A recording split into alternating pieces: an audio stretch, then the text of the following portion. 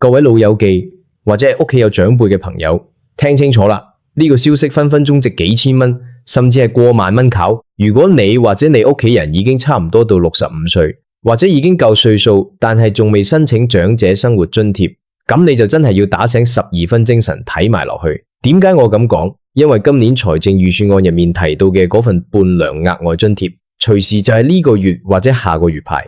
如果你遲咗申請，或者個申請日期窄界，你可能會白白錯過咗呢筆錢。今日我不單止會同大家分析點樣攞盡啲福利，仲會手把手逐部分咁教大家填嗰份複雜到暈嘅申請表。我知好多老友記見到表格就頭痛，所以今日我會將每一格要做啲乜，要準備乜嘢文件，全部拆解晒俾大家聽。仲有，除咗嗰幾千蚊津貼之外，原來長生津仲帶埋一連串你可能唔知嘅醫療同埋生活福利。我哋首先講下呢個伴娘嘅概念先。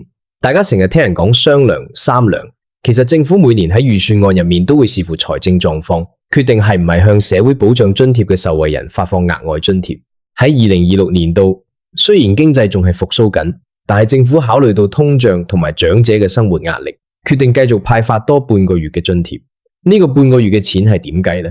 如果你而家係攞緊全額長者生活津貼，每個月大約係4000幾蚊，咁伴娘就係額外多2000幾蚊。你想象下，一個月入面無啦啦多咗2000幾蚊去飲客茶、買客補品，甚至幫補客電費、煤氣費，其實係好大嘅幫助。但係最關鍵嘅係，你必須喺指定嘅日期之前已經係處於受惠狀態。如果你今日仲諗住聽日先算啦，或者等下個月生日先申請，咁你可能就係因為遲咗嗰幾日就同呢2000幾蚊擦身而過。講到長者生活津貼，好多人仲停留喺以前分普通同高額嘅年代。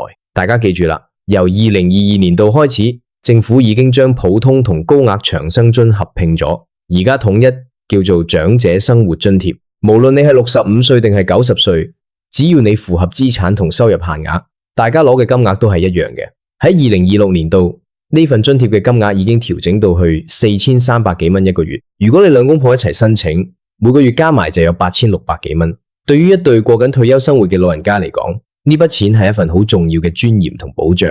咁究竟邊啲人符合資格呢？首先，年齡一定要係65歲或以上。如果你今年係64歲，你可以喺你65歲生日之前嘅一個月就預先遞交表格，咁樣政府就可以喺你生日嗰個月即刻開始計錢俾你。第二，你一定要係香港居民，而且喺申請日期前已經連續居住喺香港最少1年。呢度要留意，嗰一年入面你有56日嘅離港寬限期。如果你返咗內地探親或者去旅行，超過咗呢個時間，可能就要等返一陣先可以申請。不過政府近年都推行咗廣東計劃同福建計劃，如果你決定返大灣區養老，其實一樣可以攞到呢筆錢。程序上雖然有少少唔同，但基本原則係一樣嘅。最令大家頭痛嘅一定係資產同收入限額。我喺度用2026年度最新嘅數據同大家講下。如果你係單身人士，你嘅每月總收入唔可以超過11000幾蚊，而資產總值就唔可以超過39萬幾蚊。如果你係夫婦一齊申請，每月總收入限額大約係18000蚊，資產總值就係60萬蚊左右。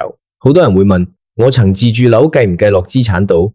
大家放心，只要係你唯一嘅自住物業，無論層樓值1000萬定係2000萬，都係唔計入資產限額嘅。但係如果你有第二層樓收租，或者有商鋪、有車位，咁就要按市值計入資產入面啦。另外，大家最容易忽略嘅就係保險計劃嘅現金價值。而家好多保險都有儲蓄成分，如果嗰份保險係可以隨時退保攞返錢嘅，咁嗰個金額就要計落資產度。好啦，依家我哋入正題，講下份表格點樣填。呢份表格嘅全名叫做社會保障津貼申請表格，編號係00006。大家可以去各區嘅社會福利處、福利辦事處攞，或者喺社署網頁下載。攞到份表之後，大家千祈唔好驚。我依家逐個部分帶你行一遍。第一部分係申請人個人資料，呢度好簡單，填返你身份證上面嘅姓名、身份證號碼、出生日期。如果你有英文名，記得填埋。通訊地址一定要填得清清楚楚，因為之後社署寄信俾你或者約你面談，都係靠呢個地址。如果你係同仔女住或者住喺院舍，記得寫埋個房號。第二部分係配偶資料，如果你係已婚，無論你配偶係唔係一齊申請長生津，你都要填佢嘅資料。呢度有個陷阱，好多老友記以為配偶唔申請就唔使填，其實唔係，因為夫婦嘅資產同收入係要合併計算嘅，所以社署一定要知道你配偶嘅情況。如果你配偶已經過咗身，或者你哋已經分開咗，就要喺相關空格註明。第三部分係入息申報，呢度要填你每個月攞緊嘅錢，例如你有冇返兼職，有冇租收，有冇強積金嘅年金。如果你仔女每個月俾你嘅家用，呢份表格係唔計入息嘅，所以大家唔使擔心填咗仔女家用會超標。不過如果你係攞緊公司嘅退休金，嗰啲就一定要報，記得係填扣除強積金供款之前嘅總額。第四部分係最重要嘅資產申報，呢度包括晒你名下所有嘅銀行戶口，無論係儲蓄戶口、往來戶口定係定期存款，全部都要報。就算個戶口入面得幾百蚊，你都要填。好多老友記會諗，我不報呢個戶口得唔得呀？社署查唔查到呀？我話俾你聽，千萬唔好冒險。社署有權同銀行核對資料，如果你漏報，可能會被視為詐騙政府津貼，到時唔止要還返啲錢，仲可能有刑事責任。除咗銀行，仲要報股票、基金、保險嘅現金價值。如果你有金條、金幣呢類有價值嘅物品，理論上都要按市值申報。第五部分係關於居住環境，你係住公屋定私樓，係租定係買？呢度主要係俾社署了解你嘅生活狀況。填完份表之後，一定要檢查清楚簽名位置。如果你因為身體問題簽唔到名，可以打指模，但係要有見證人簽名。除咗份表，你仲要準備一堆文件嘅副本。第一係你嘅身份證副本，第二係你收款嘅銀行存摺，第一頁要有你個名同戶口號碼。第三係過去一整年嘅銀行記錄，即係你要去銀行補領返或者印返過去12個月嘅月結單。第四，如果你有資產證明，例如股票戶口結單、保險公司嘅證明書，都要準備好。遞交方法有幾種，你可以選擇親身去你住嗰區嘅社會福利處，遞交去社會保障辦事處。如果你唔方便行路，可以叫屋企人幫你遞，或者用郵寄方式。我個人建議，如果你對份表仲有疑問，最好係親身去，因為現場嘅職員會幫你大致睇下有冇填漏，咁就唔使之後寄嚟寄去補文件，嘥晒啲時間。等申請批核嘅過程大約要1至3個月。如果批咗，社署會寄一封核准通知書俾你，入面會寫清楚你由邊日開始攞錢，每個月攞幾多，同埋幾時會第一次入數。呢封信好重要，大家一定要收好佢。點解呢？